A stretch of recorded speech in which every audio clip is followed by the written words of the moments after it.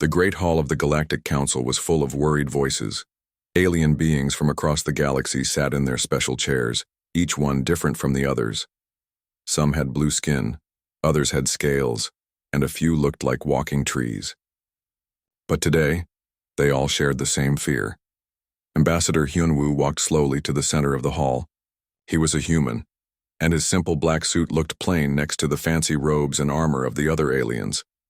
His dark hair was neat, and his face was calm, but his eyes showed he was thinking hard about something important. "Friends," Hyunwoo said, his voice carrying across the silent hall, "we need to talk about the old rule." The old rule.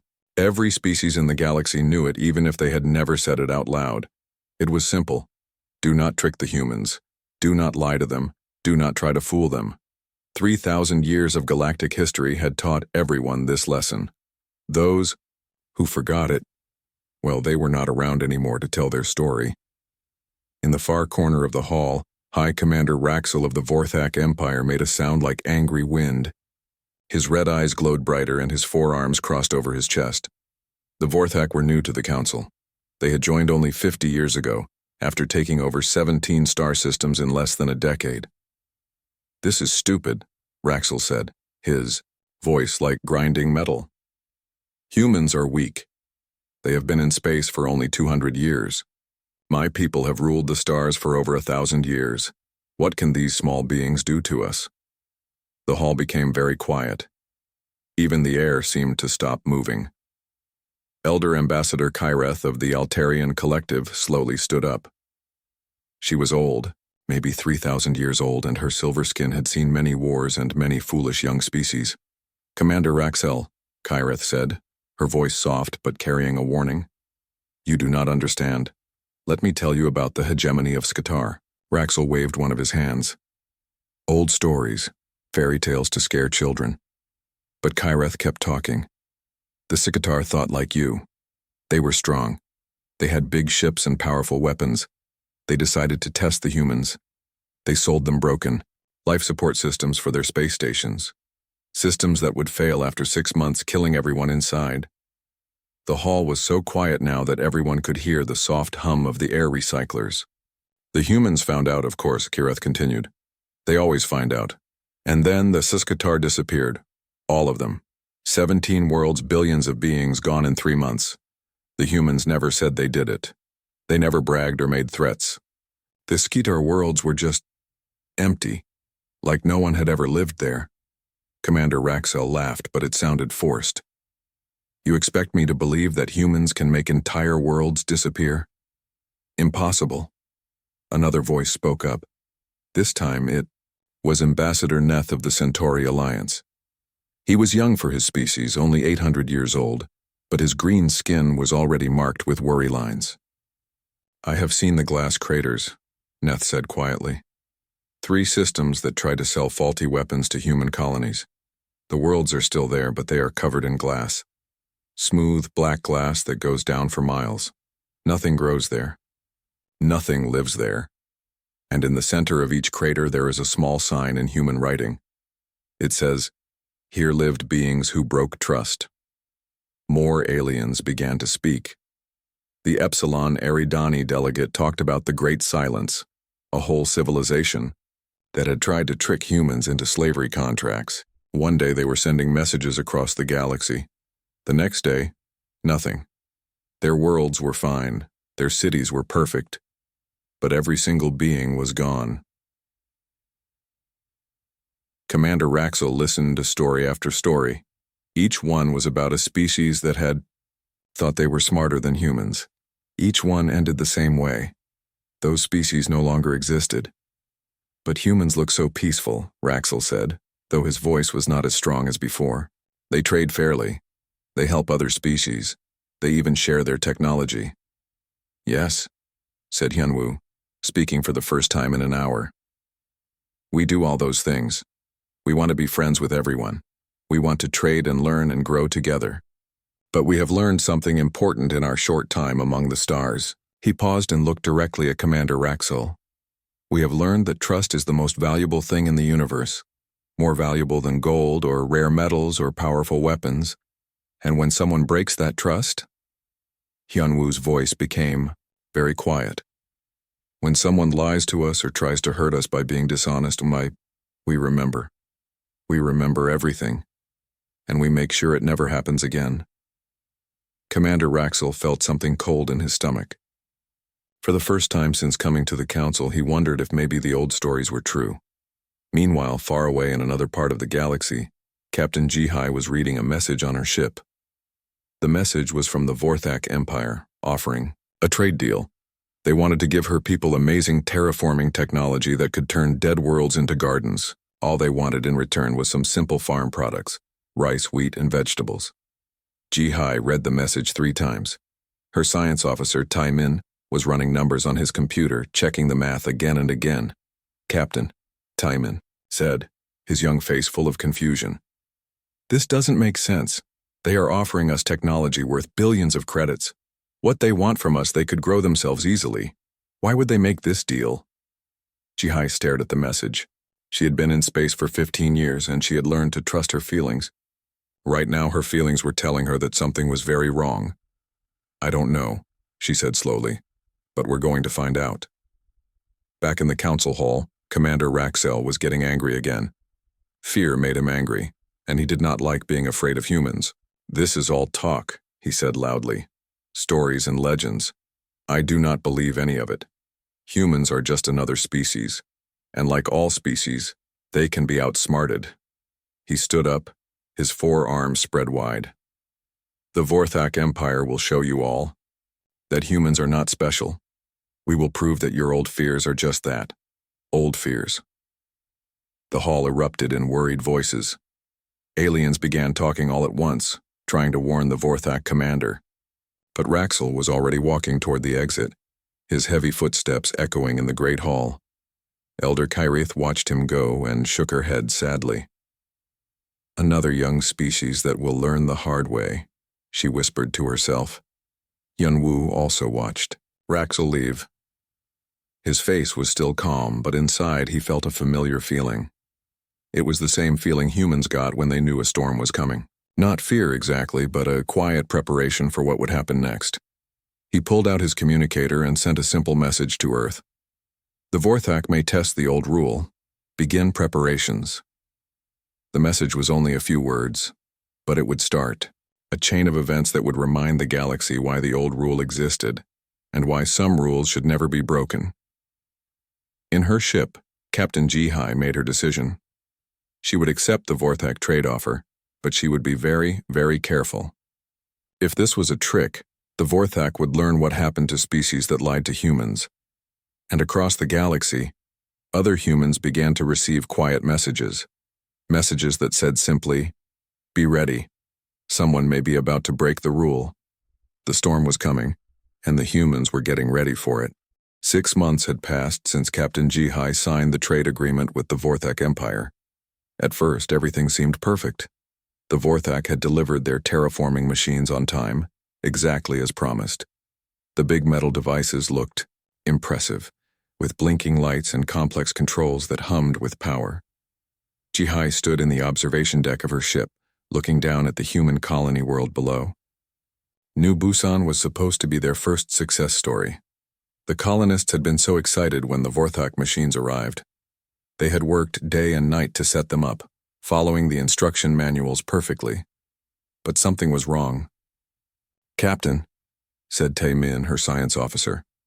His voice was tight with worry as he looked at his computer screen. "The soil reports from New Busan just came in. The contamination levels are getting worse, not better." Jihee turned away from a window. "Show me." The main screen lit up with charts and numbers. The terraforming machines were supposed to make the soil rich and healthy for earth plants. Instead, they were slowly poisoning it. The contamination was subtle, designed to look like a natural process at first. But after 6 months, the pattern was clear. "It's not random," said Dr. In Young, the ship's biologist. She had been studying the data for weeks. "This contamination targets specific genetic markers, earth plant genetics. It's like the machines were designed to kill our crops."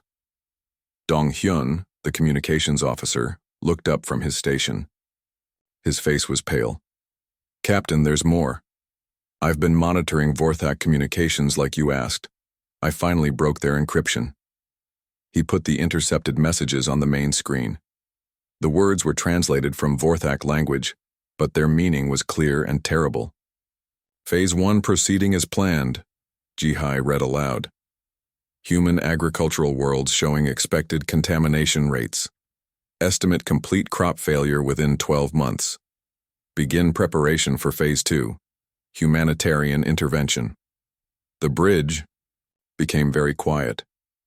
Jihai felt that familiar cold feeling in her stomach, the same feeling her grandfather had told her about, from the old days when humans still lived on just one world and had to watch for predators. They planned this, she said, her voice steady despite her anger. They gave us machines designed to slowly kill our crops. Then they'll come back as heroes, offering to help us with our mysterious crop failures. Taman was reading more of the intercepted messages. Captain, it gets worse. They're not just targeting New Busan. According to this, they've sold the same machines to 17 human colony worlds. 17 worlds, Jihai repeated. Millions of people. She walked back to the window and looked down at New Busan again. She could see the farming areas from orbit. Great squares of what should have been green fields. Instead, the crops were brown and dying. The colonists below were probably confused and scared, not knowing why their plants were failing despite their best efforts, sir, said Donghyun carefully. There's more in these messages. The Vorac call it the dependence protocol. They plan to let us almost starve, then offer to sell us food, but not for money. What do they want? Jihee asked, though she already knew the answer would be bad. Labor contracts. They want humans to work in their mines and factories. Essentially, they want to make us slaves by making us desperate for food. Jihai closed her eyes for a moment. When she opened them again, her crew saw something that made them take a step back. Her face was calm, but her eyes held a coldness that reminded them why humans had survived everything the universe had thrown at them. Donghyun, send a priority message to Earth. Tell Director Yoonji that we have confirmation. The Vorac have broken the old rule. She paused. Tell her it's worse than a simple lie. They're trying to enslave our entire species. On Earth, Director Yoonji received the message in her office deep beneath the Swiss mountains.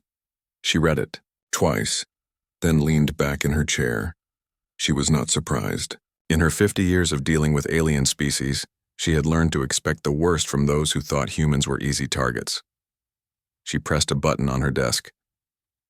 Get me Admiral Minho, General Wu Jin, and Dr. So Young. Emergency meeting. In Conference Room 7. Conference Room 7 was special. It had no windows, no electronic devices that could be monitored, and walls that blocked every known form of surveillance. When humans needed to plan something that absolutely had to stay secret, they met in rooms like this one.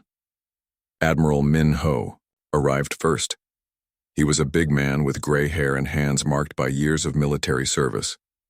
Behind him came General Wu Jin, smaller but with eyes that missed nothing. Last was Dr. So Young, the head of xenobiology, carrying a thick folder of research papers. The Vorac have made their move, Yoonji said without introduction. She played the recording of Captain Jihai's report. When it finished, the room was quiet for a long time. 17 worlds, Admiral Minho said finally. They're trying to hit us all at once. It's actually quite clever, Dr. So Young admitted, though her voice was full of disgust. They studied our biology first. The contamination is designed specifically for Earth genetics. If we were any other species, this would probably work. General Wu Jin smiled, but it was not a happy smile.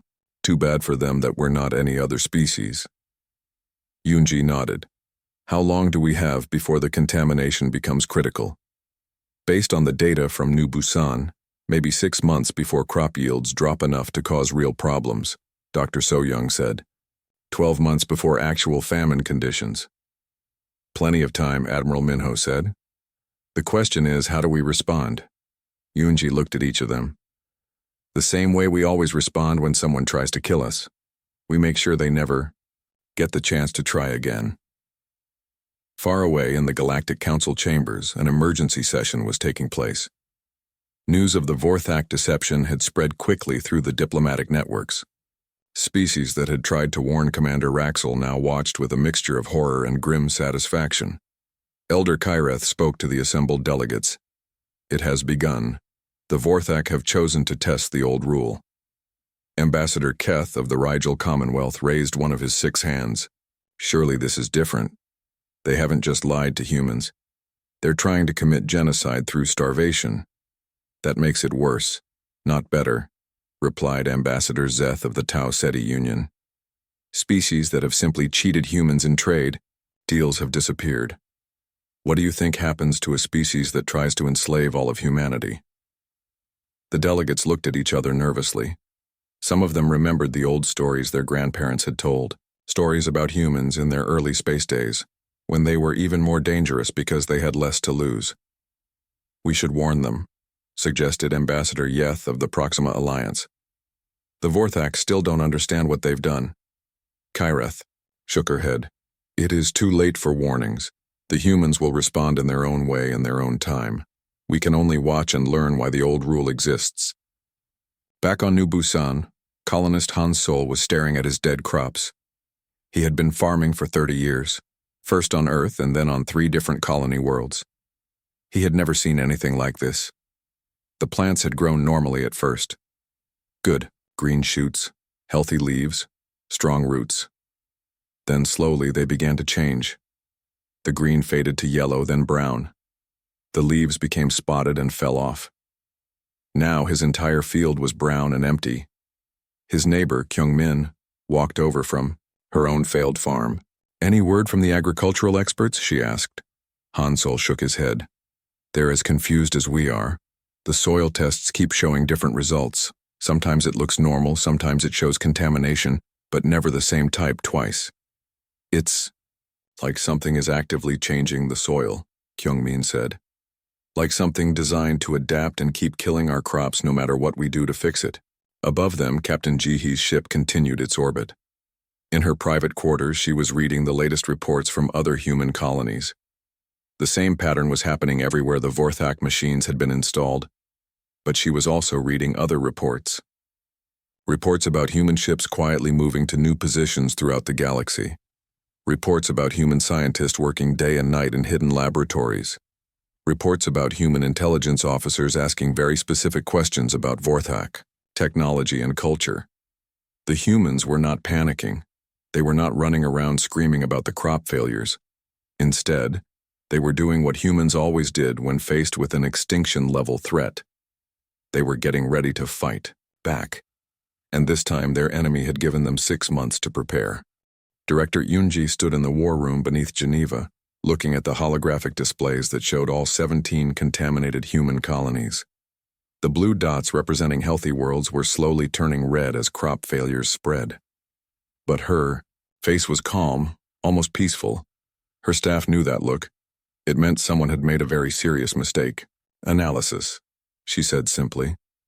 Dr. So-Young stepped forward carrying her research tablet. The Vorac contamination is actually quite impressive from a scientific standpoint. It's designed to target our specific genetic markers and adapt to our countermeasures. But they made one critical error. Which is? Asked Admiral Minho. Dr. So-Young smiled grimly. They assumed we would panic. They assumed we would be like every other species they've conquered. Desperate, afraid, willing to accept any help offered. General Wu Jin nodded. They don't understand human history. We've faced extinction before, climate change that almost killed our world. Asteroid impacts, nuclear weapons, pandemics that killed millions. Each time we didn't just survive. We came back stronger. Yoonji walked to another display showing Vorac space. What they also don't understand is that we've been preparing for something like this since we first met other species. We learned early that the galaxy can be a dangerous place. Captain Haewon, head of Human Intelligence Division, stepped out of the shadows. She was a small woman who could disappear in any crowd, which made her perfect for her job. Director, our agents report that the Vorac are completely confident in their plan. They believe humans will be begging for their help within 6 months. How long have our people been in place? Yoonji asked. We've had intelligence operatives throughout Vorthak space for 2 years. When they first contacted us, we knew something felt wrong. So we prepared. Admiral Minho looked surprised. 2 years? We've been planning for this specific scenario? For 2 years, Yunji nodded. We've been planning for every scenario, Admiral. The Vorthak trap is just one of 47 different betrayal situations we've prepared for. Captain Haywan, report on our current assets. Haywan consulted her tablet. We have agents in every major Vorthak facility. Their military headquarters, their communication centers, their agricultural worlds, even their government buildings. The Vorthak security is quite good, but they never expected humans to be patient enough for a 2-year infiltration. What about their technology? Dr. So-Young asked. Completely mapped, Haywan replied. Every ship design, every weapon system, every piece of infrastructure. We know how it all works because we helped build some of it. They hired human engineers for several projects, never realizing we were learning everything about their capabilities. On the mining world of Kepler 442b, Commander Jinho was putting the finishing touches on a device that looked like a simple communication relay. But it was much more than that. For 6 months, human engineers had been building these devices and placing them throughout Vorthak space. Is it ready? Asked Engineer Dobbin, looking over Jinho's shoulder. Almost, Jinho replied, connecting the last few wires. This little device will broadcast a very specific signal. To most species, it's just background noise. But to Vorthak, neural implants. Every Vorthak had neural implants installed at birth. The implants helped them communicate with their technology and with each other. It was one of the things that made their civilization so efficient. It was also their greatest weakness. The signal will tell their implants to delete all encryption keys, Dobbin said, understanding the plan. Overnight, they'll lose access to their own systems. Jinho nodded. No communications, no military networks, no financial systems. Everything that makes them a galactic power will just stop working. He activated the device. Across Vorthak space, similar devices came online. Simultaneously, the signal spread at the speed of light, carrying its simple but devastating message. Back in the Geneva War Room, Admiral Minho was coordinating the next phase. Human fleets are in position around all 17 Vorthak systems. We're not going to invade. We're just going to watch. Watch them collapse, General Wu Jin added with satisfaction. Yunji received a message on her communicator. She read it and smiled for the first time in months. Phase 1 is complete. The Vorthak communication network is down. Dr. So-Young pulled up her own displays. And Phase 2 begins now. On the screens, they could see the modified contamination spreading through Vorthak agricultural worlds. The same biological weapon the Vorthak had used against humans, but improved, by human scientists. While the Vorthak had designed their weapon to work slowly and subtly, the human version was fast and thorough. The difference, Dr. So-Young explained, is that humans have genetic diversity in our crops. We have backup systems, alternative food sources, emergency supplies. The Vorthak optimized for efficiency. They have the same crops on every world, with no redundancy. In Vorthak space, High Commander Raxel stood in his command center, staring at screens that showed nothing but static. Every communication line was dead. Every data connection had failed. Even the lights were flickering because the automated systems could no longer access their control codes. What is happening? He demanded, his forearms gesturing wildly at his staff. His communications officer, a young Vorthak named Thexa, looked terrified. Sir, all our networks are down. We can't contact any of our ships, any of our worlds, any of our facilities. How? Is that possible? Our encryption is unbreakable. Sir, said another officer quietly, there are reports coming in through emergency channels. Our agricultural worlds, the crops are failing, all of them, at the same time. Raxel felt something, cold spreading through his body. For the first time since he had dismissed the old stories about humans, he began to wonder if maybe those stories were true. Then every speaker in the command center crackled to life. A human voice began speaking in perfect Vorthak language. Attention, Vorthak Empire. This is Dr. So Young of the Human Defense Initiative. We want to explain what is happening to you. The voice was calm, almost friendly, which somehow made it more terrifying. 6 months ago, you gave us terraforming equipment, designed to contaminate our crops and starve our people. You thought this would make us desperate enough to become your slaves. This was a mistake. Raxel grabbed the communication device, trying to respond, but no signal went out. We have modified your biological weapon and introduced it to every Vorthak, agricultural world. Unlike humans who maintain genetic diversity in our food systems, you have optimized for efficiency. This makes you very vulnerable to biological attacks.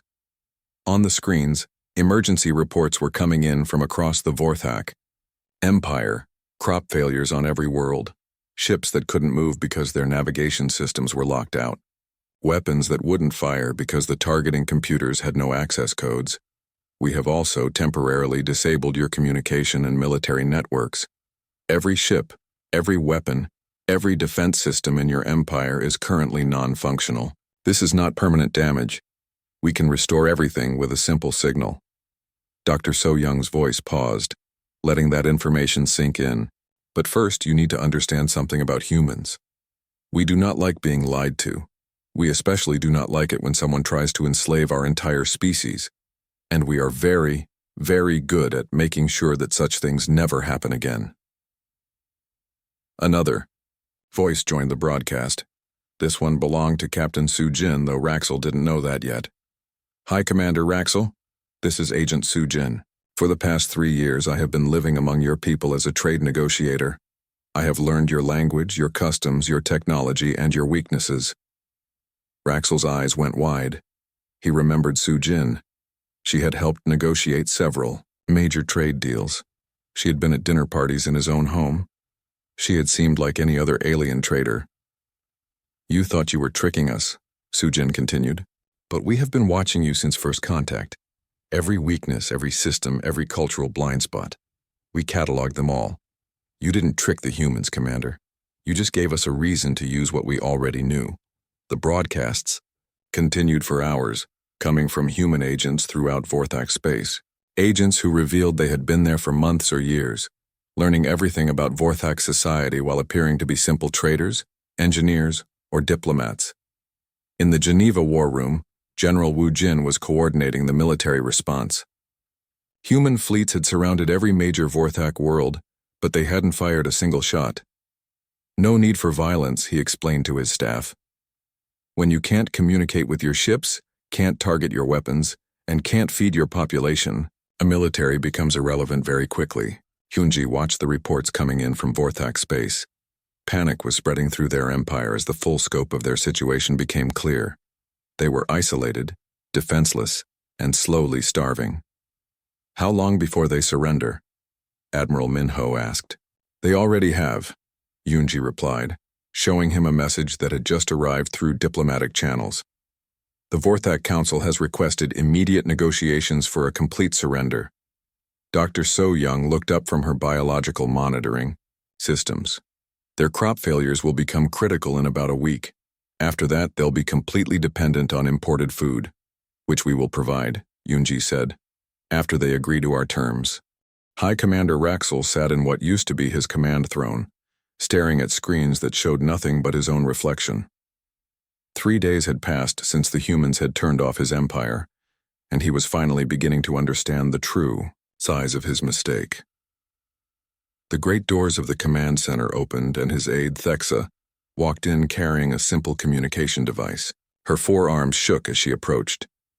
Commander, she said quietly, the humans have sent a message. They want to explain things to you.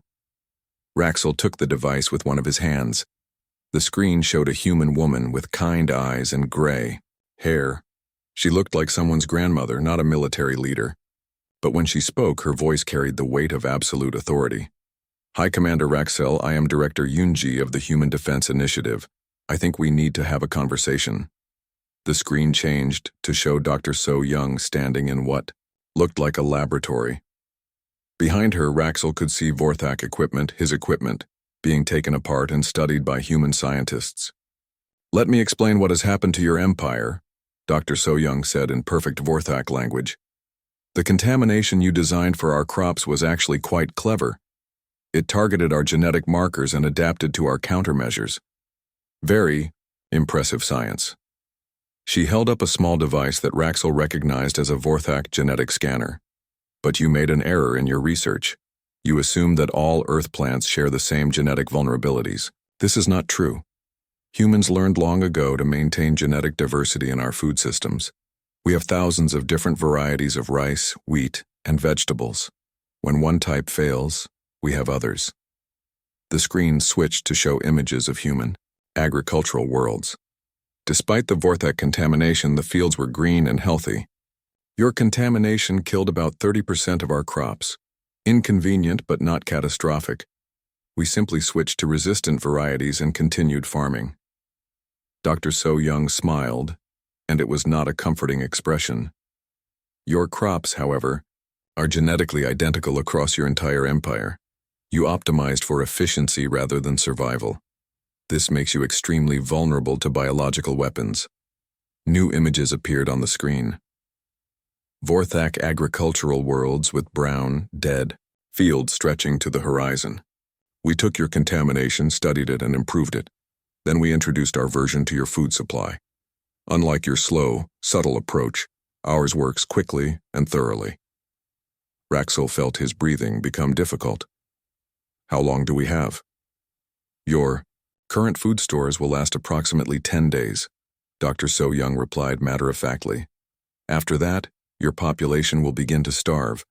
The screen changed again, this time showing Engineer Dabin standing in a Vorthak communication facility. Human technicians were working on Vorthak equipment while Vorthak engineers watched helplessly. Your communication breakdown was even simpler, Dabin explained. We've had people working in your technical facilities for 2 years. Every time you hired human engineers for a project, we learned more about your systems. She held up a small device that looked like a standard communication relay. Your neural implants were the key. Every Vorthak has them, and they all connect to your main networks. We simply broadcast a signal that convinced your implants to delete their own access codes. Very neat and reversible, but it left you completely cut off from your own technology. Raxel tried to speak, but no words came out. The best part, Dabin continued, is that your own security protocols did most of the work. When the implants couldn't authenticate themselves, your systems automatically locked down to prevent unauthorized access. Your own paranoia helped us disable your entire empire. Captain Sujin appeared on the screen next. She was standing in what Raxel recognized as his own government building, wearing the same simple clothes she had worn to dinner parties at his home. "Hello, Commander," she said casually. "I thought you might remember me. Trade negotiator Sujin, representing the Human Commercial Alliance." Raxel's 4 hands clenched into fists. He did remember her. She had been charming and intelligent, helping to arrange several profitable deals between humans and Vorthak companies. "I've been working in your empire for 3 years, Sujin said. In that time, I've had dinner with your military leaders, toured your weapons facilities, attended your government meetings, and learned everything about how your society functions." She gestured to the human technicians working around her. "We know the location of every military base, every communication center, every government building, and every critical piece of infrastructure in your empire. We know your supply chains, your command structure, your emergency protocols, and your deepest secrets." Raxel finally found his voice. You spied on us for years, while we were negotiating in good faith." Sujin's expression became serious. "Commander, you were never negotiating in good faith. We knew from the beginning that you were planning something. Your people spent 2 years studying human biology and agriculture before you ever contacted us. We saw the research, the screen, split to show Captain Haywan in what looked like a Vorthak research facility. Every biological sample you collected, every genetic scan you ran, every piece of data you gathered about human crops," Haywan said, holding up data tablets. "We knew about all of it. Your security was good, but not good enough to keep out humans who were really trying to get in." She looked directly at the camera. You see, Commander, humans have a saying, trust, but verify. When you contacted us with your trade offer, we wanted to trust you. But we also needed to verify that you were being honest. What we found was a species preparing to commit genocide through engineered starvation. General Wu Jin appeared on the screen, standing on the bridge of a human warship. Through the windows behind him, Raxel could see a Vorac world. Our response has been proportional, General Wu Jin said calmly. You tried to starve our entire species into slavery. We could have responded by destroying your worlds, killing your population, or erasing your culture from the galaxy. He gestured to the peaceful-looking world outside. Instead, we have simply turned you off. Your ships cannot move, your weapons cannot fire, your communications are down, and your crops are failing. But your people are alive, your cities are intact, and your culture survives. The screen returned to Director Yunji in her office. This brings us to the present situation, Commander. Your empire no longer exists as a military or political power. Your people are beginning to starve. Your technology is useless without our permission to reactivate it. What happens next depends entirely on your willingness to cooperate. Raxel stared at the screen for a long time before speaking. What do you want? Complete surrender, Yunji replied immediately. Dissolution of your military. Relocation of your population to supervised agricultural colonies where you can learn to grow food without biological weapons. Reparations for the damage you attempted to cause to human worlds. She paused. And most importantly, you will serve as an example to the rest of the galaxy about what happens when someone tries to enslave humanity. And if we refuse? Yunji's expression didn't change. Then your people starve while we watch. We will not allow any food shipments to reach your worlds. We will not restore your communications or your technology. Your civilization will simply end. The silence stretched for nearly a minute. However, Yunji continued, if you agree to our terms, we will immediately begin shipping food to your worlds. We will restore basic communications so you can coordinate the transition. And we will help your people relocate to worlds where they can build new lives as farmers rather than conquerors. Raxel looked around his empty command center. Through the windows, he could see his capital city continuing its normal activities, unaware that their empire had effectively ended. His people trusted him to protect them, and he had led them into a trap that had been 3 years in the making. I need to consult with the council, he said finally. Of course, Yunji replied. We will restore communications to your government building for exactly 1 hour. That should be enough time for your council to understand the situation and make their decision. The screen went dark. Thexa looked at her commander with wide eyes. Sir, what do we do? Raxel stood up slowly, feeling the weight of his forearms and the heavier weight of his responsibility to his people. We surrender, he said, quietly. We surrender completely, and we hope the humans are as merciful as they claim to be. Outside, human ships continued their silent vigil around Vorac worlds. They didn't need to demonstrate their power with weapons or threats. Their presence was message enough. The Vorac Empire had learned the same lesson that dozens of species before them had learned. Humans were patient, humans were thorough, and humans never forgot a betrayal. But unlike those other species, the Vorac were about to learn something else. Humans could also be merciful, as long as the lesson was learned, completely and permanently. 3 months later, the emergency session of the Galactic Council looked very different from the last one. The Great Hall was quieter, more careful. Representatives spoke in softer voices and watched their words more carefully than they had in decades. High Commander Raxel sat in what had once been his position of power, but he was no longer a High Commander. The Vorac Empire had voted to dissolve itself 2 weeks after the human ultimatum. Raxel was now simply Representative Raxel, speaking for a people who had learned a very hard lesson about the consequences of breaking trust. He looked smaller than before, his forearms no longer gesturing with confidence. His red eyes had lost their fierce glow. When he spoke, his voice was quiet and careful. Ambassador Hyunwoo stood at the center of the hall just as he had months before, when he had tried to warn the Vorac about the old rule. but now his warnings had been proven correct in the most dramatic way possible. "Friends," Yunwu said, his voice carrying easily through the silent hall, "we gathered today to discuss new guidelines for galactic cooperation." He gestured to a large display that showed the updated version of the old rule. It was no longer just "do not trick the humans." The new guidelines were much more detailed. "Do not lie to humans," Hyunwoo read aloud. "Do not attempt to manipulate humans. Do not assume humans are naive. Do not mistake human kindness for weakness. Do not test human patience. And most importantly, do not assume that humans will respond to threats the way other species do." Elder Ambassador Kyreth of the Altarian Collective nodded slowly. "The galaxy has learned much in these past months." Dr. Ye Jin, humanity's new Director of Galactic Relations, stepped forward. She was young for such an important position, but her calm confidence reminded everyone of why humans had become the species that others feared to cross. "We want to be very clear about something," Dr. Ye Jin said. "Humans do not want to rule the galaxy. We do not want to conquer other species or force our will on anyone.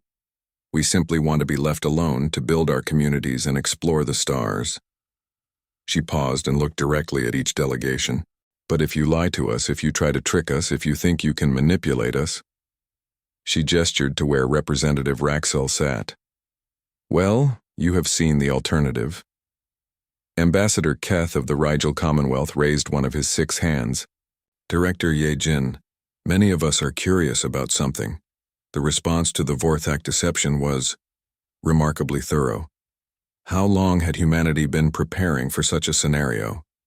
Dr. Ye Jin smiled slightly. "Since we first joined the galactic community, we have been preparing for every possible betrayal scenario. The Vorthak situation was scenario number 47 out of 312 different plans we have developed." The hall became very quiet. Several ambassadors exchanged worried glances. 312 scenarios? Asked Ambassador Neth of the Centauri Alliance. "We are a cautious species," Dr. Yejin replied simply. "We have learned from our history that trust is valuable, but preparation is essential." Captain Mi Young, representing the human colonies, stood up from her seat. "We would like to share something with the Council. A message from the people of New Busan and the other 16 worlds that were targeted by the Vorthak biological weapons." The main display showed a video message. Colonist Han Sol stood in his fields, but now the crops were green and healthy again. "We want to thank the Vorthak people," Han Sol said, his words surprising everyone in the hall. "Not for trying to poison our crops, of course, but for teaching us something important about ourselves." The video switched to show Kyung Min working, alongside several Vorthak individuals in the same fields. "We learned that we humans are very good at turning enemies into neighbors," Kyung Min said with a smile. "The Vorthak people who have come to work on our farms are not our prisoners. They are our teachers.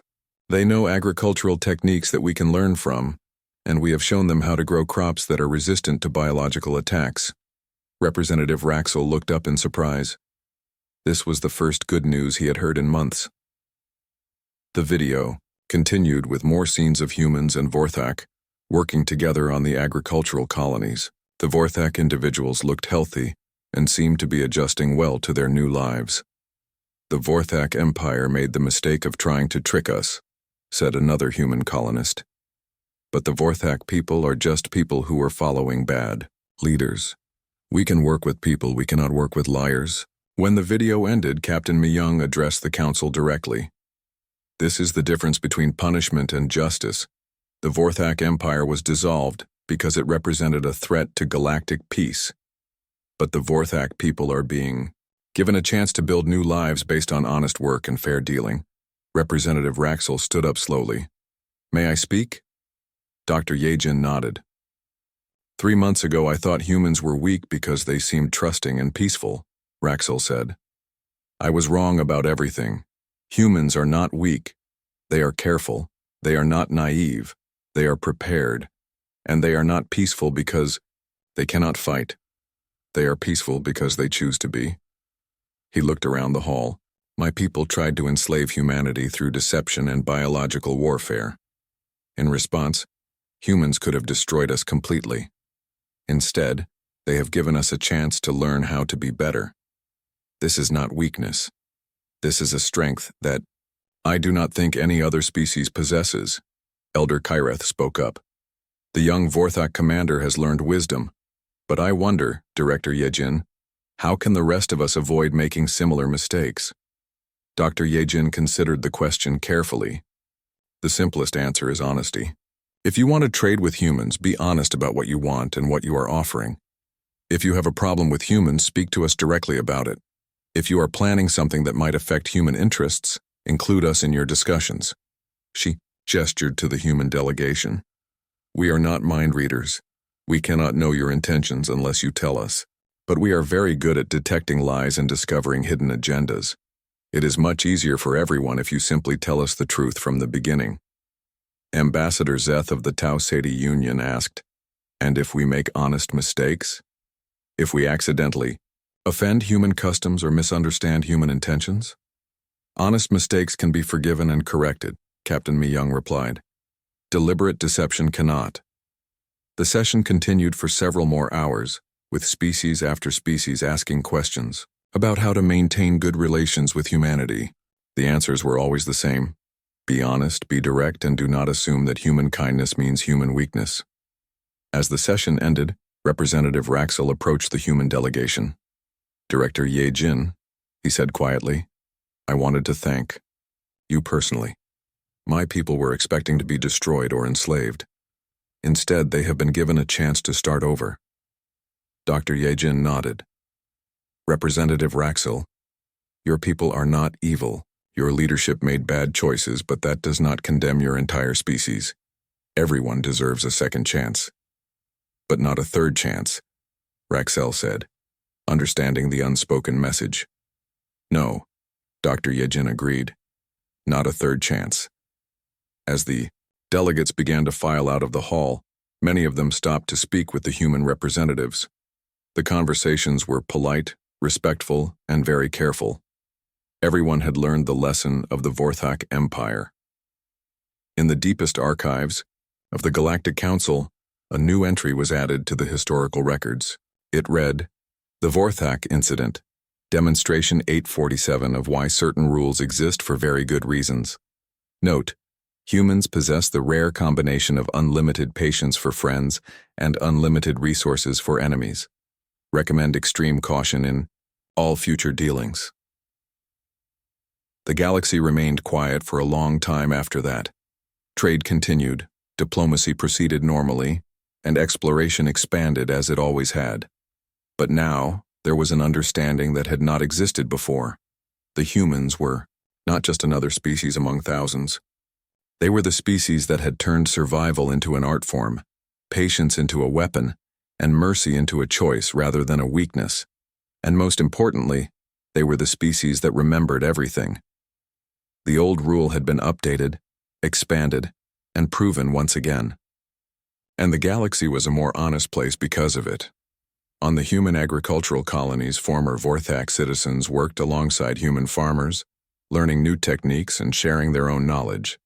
Children of both species played together, in the fields, growing up in a world where the mistakes of the past had been transformed into the foundations of a better future. The story would be told for generations across the galaxy. How an empire fell because it broke the most important rule, and how a species survived because it chose mercy over vengeance. But it would also be told with a warning. The humans had chosen mercy this time. They might not choose it again.